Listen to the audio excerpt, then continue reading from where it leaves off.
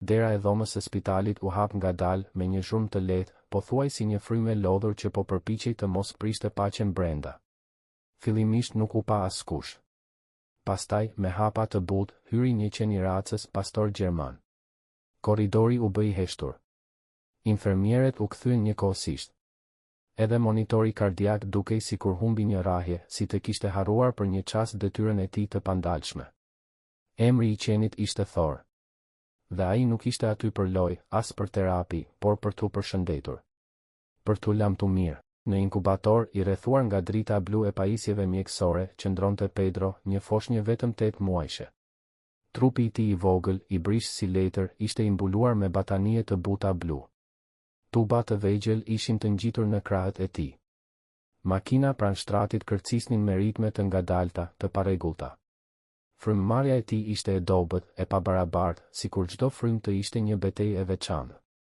Por në momentin kur Thor u fut në dhomë diçka ndryshoi.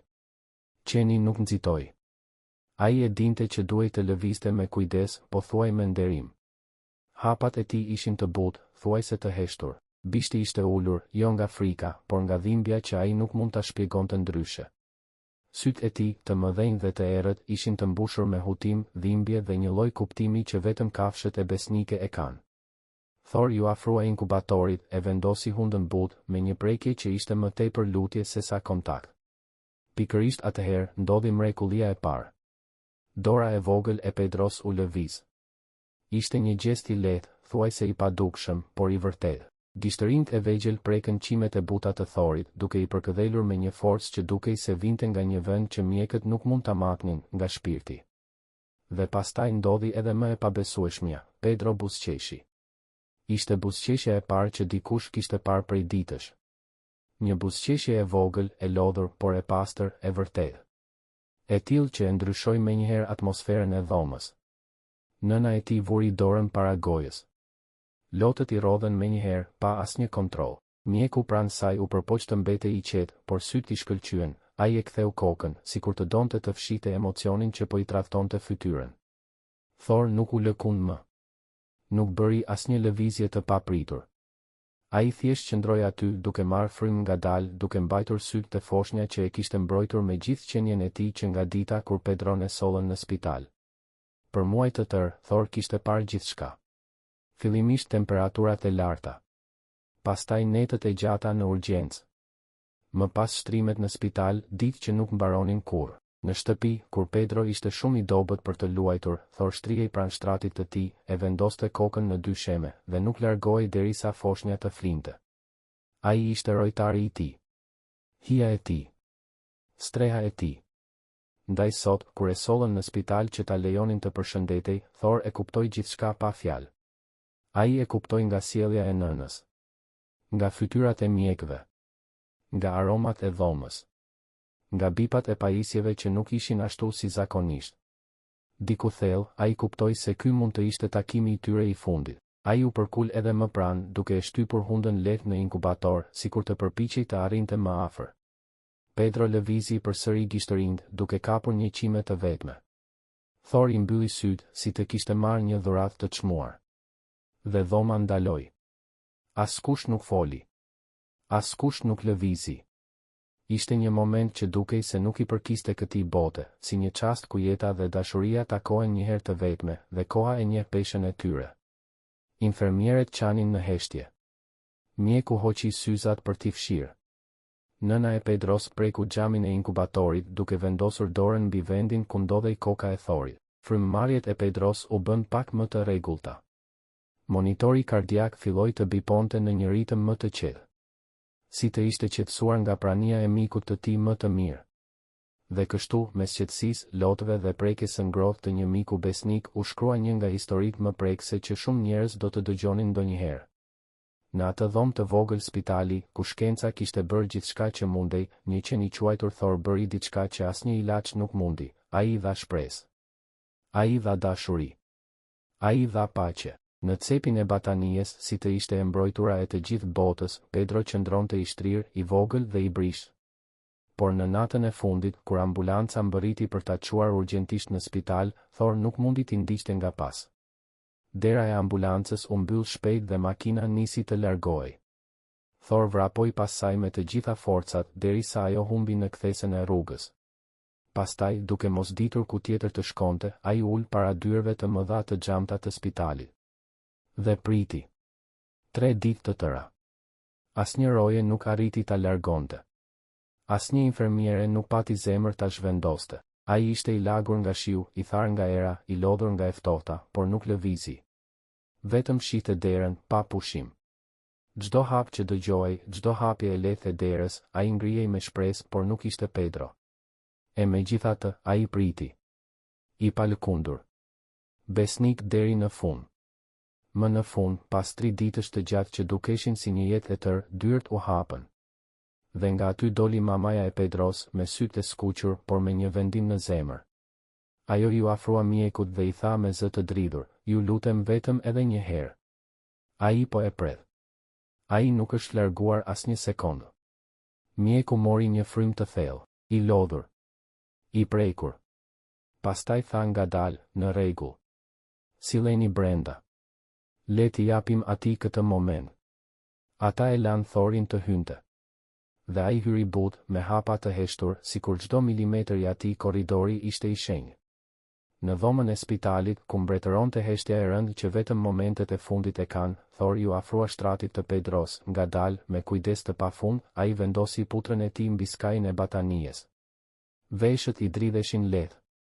Syt ju zbutën, të mbushur me një dhimbje që vetëm ata që duan pa kufij mund ta njohin. Pastaj lëshoi një zë të ulët, një gërhitje të dhimbshme, thuajse një rënkim që i theu zemrën të gjithëve që ishin aty. Dhe atëherë ndodhi e pabesueshmja. Monitori kardiak ndryshoi. Për orë të tëra, bipi i tij kishte ngadalësuar, duke treguar fundin e afërt. Por pikërisht kur Thor preku batanien, ritmi u stabilizua. Bipi i dobët u bë pak më i fortë. Infermierja, e cila kishte qëndruar në heshtje, u habit aq shumë sa nxori një pëshërtim që i shpëtoi pa dashje, ai e ndjen.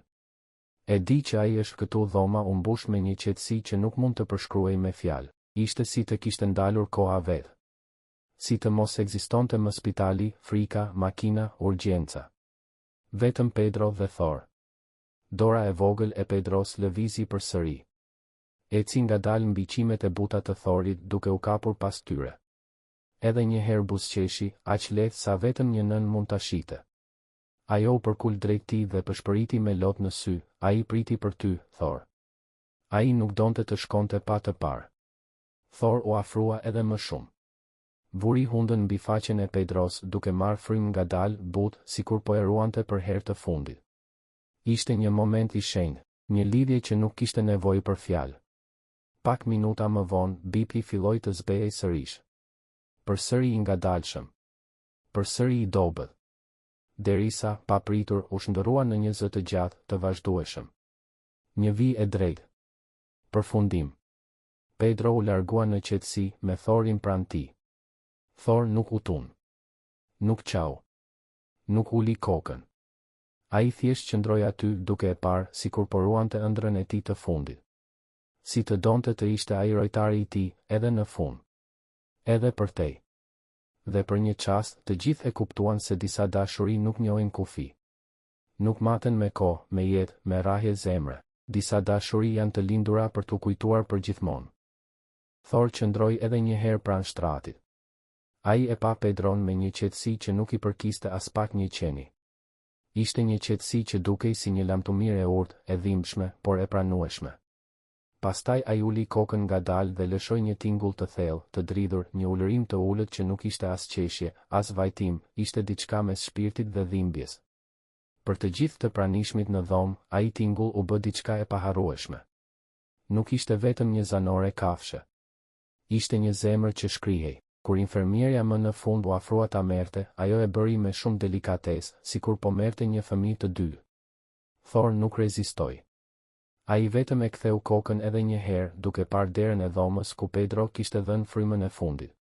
Pastaj, me një frymëzim të fundit, me një forcë të vogël që i mbeti, lëshoi një leje të vetme. Një lamtumir e qetë. Një zë që sikur u thoshte të gjithëve, unë pash. Unë kuptova. Dhe unë kujtoj. Ajo leje e vetme u regjistrua në një video të shkurtër që një nga infermierët e kishte filmuar pa menduar shumë. Ajo video u përhap në përbot në vetëm disa ditë. Në rrjetet sociale u nda miliona herë. Njerëzit qanin, komentet shpërthyen në të gjitha gjuhët. Gazetar nga stacionet të mëdha televizive e quanin atë moment një nga skenat më prekse që bota kishte parë ndonjëherë. Por ajo që ndodhi pas videos ishte edhe më e pabesueshme. Kaluan disa javë.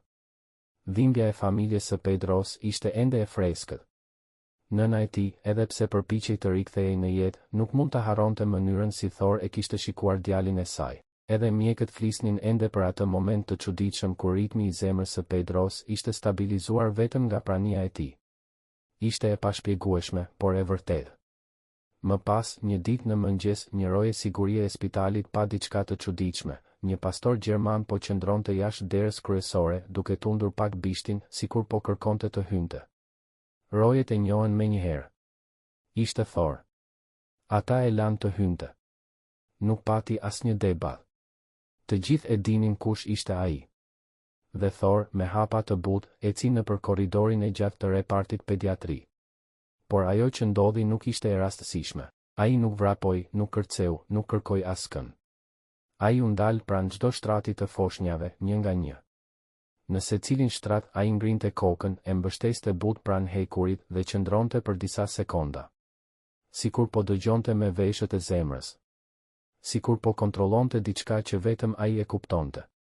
Pastaj, me qetësi, kalonte te shtrati tjetër. Infermierët të mahnitura thoshin, dukesh sikur po e kërkon Pedron, po ai e di që Pedro nuk është më, apo jo. Ai nuk kërkon. Ai kujton. Por mamaja e Pedros besonte diçka shumë më të thellë. Kur e pan Thorin përsëri duke bërë vizitën e tij të qetë nëpër dhomë, ajo tha, ai nuk po kërkon Pedron, ai po ndan atë që Pedro i la. Ai po sjell diçka me vete, një pjesë të djalit tim. Askush nuk pati fjalë për t'i kundërshtuar. Nuk pati argument mjekësor, nuk pati shpjegim shkencor. Por fjalët e saj preknin një të vërtetë që të gjithë ndjenin, por askush nuk e thoshte. Sepse pas asaj dite, diçka e çuditshme filloi të ndodhte. Fëmijët e sëmur, ata më të dobëtit, ata që kishin javë pa asnjë përmirësim filluan të reagonin ndryshe. Kur Thor ulej pranë shtratit të tyre, kur vendoste kokën pranë këmbëve të krevatit, disa prej tyre fillonin të përmirësoheshin më shpejt. Mjekët nuk mund ta shpjegonin. Disa thoshin se ishte rastësi. Të tjerë se ishte ndikim emocional. Por prindërit nuk kishin asnjë dyshim. Për ta, ndryshimi ishte i dukshëm. Ishte sikur Thor sillte diçka që nuk mund të zbulohej me analiza. Ata thoshin, kur Thor ulet pranë fëmijës tim, ai nis të flejë më mirë. Ngjyra në fytyrën e tij rikthehet. Djali im nuk reagonte prej ditësh. Sot ai qeshi. Vajza ime nuk kishte hapur sytë që dje. I hapi kur Thor u ul pranë shtratit. Dhe ngadalë spitali filloi ta pranonte këtë mister. Ai nuk ishte terapist i trajnuar. Ai nuk ishte pjesë e stafit. Ai nuk ishte mjekësor. Ai ishte thjesht Thor. Por pranë tij, fëmijët dukeshin më të qetë. Mjekimet dukeshin më të buta. Dhimbja dukej më e durueshme. Si të sillte një paqe që askush nuk mund ta ofronte. Një shpresë që nuk vinte nga medikamentet, por nga prania. Kaluan javë. Thor u kthye në spital çdo ditë. Askush nuk e thërriste. Askush nuk e detyronte. Ai thjesht vinte, hapte derën me hundë dhe e dinte saktësisht ku të shkonte. Ndonjëherë rrinte një orë. Ndonjëherë vetëm 10 minuta. Pastaj ngrihej dhe largohej qetësisht. Dhe secilën herë që dilte nga spitali, rojet shinin tek sytë e tij një fije trishtimi, por edhe një qetësi të çuditshme, si të kishte kryer detyrën e tij për atë ditë. Mjekët filluan ta quanin rojtari i vogël i shpresës. Prindërit e quanin engjëlli me 4 putra. Por mamaja e Pedros tha diçka që preku të gjithë stafin, ai nuk e braktisi kur Pedron, ai nuk e la vetëm as në fund. Dhe tani ai nuk e harron. Ai po vazhdon atë që djali im nuk mundi ta përfundonte. Dikush e pyeti, çfarë dëshiron të thuash me këtë? Ajo buzëqeshi përmes lotëve dhe u përgjigj, Pedro dha dashuri. Thor e mori atë. Dhe tani Thor po e shpërndan. Dhe askush nuk mund të kundërshtonte, sepse çdo fëmijë pranë të cilit Thor ulej dukej sikur merrte një dhuratë të padukshme. Ndonjëherë, zemrat më besnike nuk janë njerëz. Ndonjëherë, dashuria më e pastër nuk vjen nga fjalët, por nga një qen që ul kokën dhe e vë shpirtin e tij në heshtje pranë dikujt që ka nevojë. Ndonjëherë, shpresa vjen në formën e një krijese me qime, me veshë që dridhen dhe sy që kuptojnë më shumë se sa ne mendojmë. Dhe Thor e vërtetoi këtë. Ai tregoi se një lamtumir nuk është gjithmonë një fund. Ndonjëherë është vetëm dashuria duke gjetur një mënyrë të re për të qëndruar. Kjo histori preku miliona zemra. Nëse preku edhe tënden, atëherë Pedro dhe Thor jetojnë edhe pak më gjallë.